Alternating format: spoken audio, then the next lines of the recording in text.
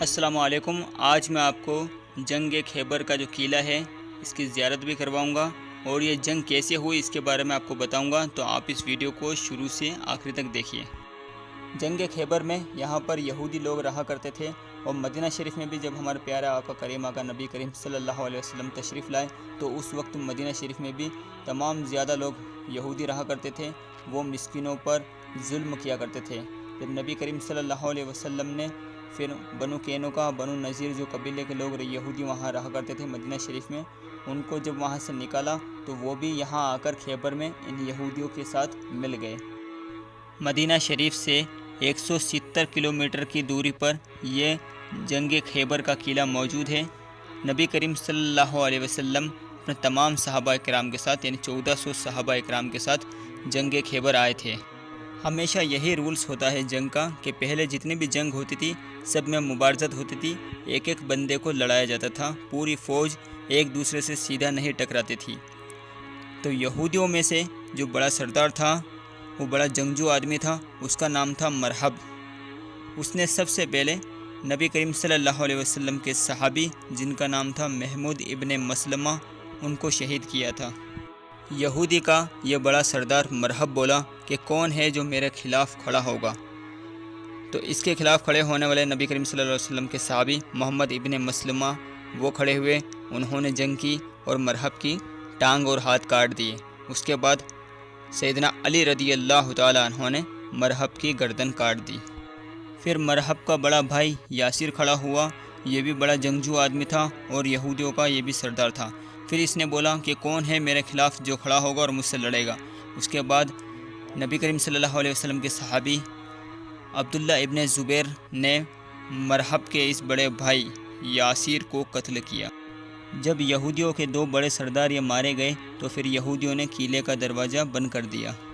اسی جنگ میں یہودیوں میں سے سب سے پہلے جس نے اسلام قبول کیا اس کا نام اربا تھا۔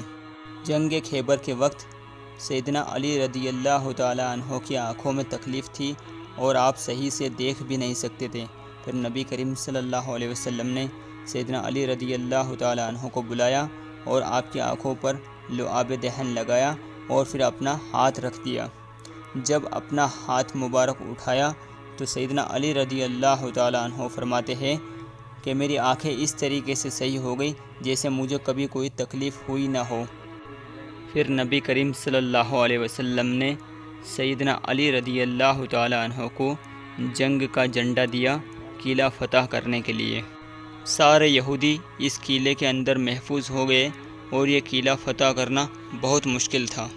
یہ قلعہ فتح نہیں ہو رہا تھا۔ پھر نبی کریم صلی اللہ علیہ وسلم نے اللہ تعالیٰ سے دعا فرمائی تو اللہ تعالیٰ نے رحم کیا، اور انہی یہودیوں میں سے ایک آدمی نبی کریم صلی اللہ علیہ وسلم کے پاس آیا جس کا نام غزال تھا۔ اس نے نبی کریم صلی اللہ علیہ وسلم سے فرمایا کہ مجھے پتہ ہے اللہ تعالیٰ نے آپ سے فرمایا تھا کہ آپ اس قلعے کو فتح کر لو گے، لیکن اس قلعے کو فتح کرنا بہت مشکل ہے۔ میں ایک راز کی بات آپ کو بتاؤں گا، اگر آپ ایسا کرتے ہو تو آپ اس قلعے کو فتح کر سکتے ہو۔ اس قلعے میں ایک سرنگ ہے، اگر آپ اس سرنگ کو بند کر دیں تو ان یہودیوں کو پانی ملنا بند ہو جائے گا، پھر ان کو کسی بھی حال میں باہر نکلنا پڑے گا، یہ بنا پانی کے آپ سے کب تک لڑیں گے۔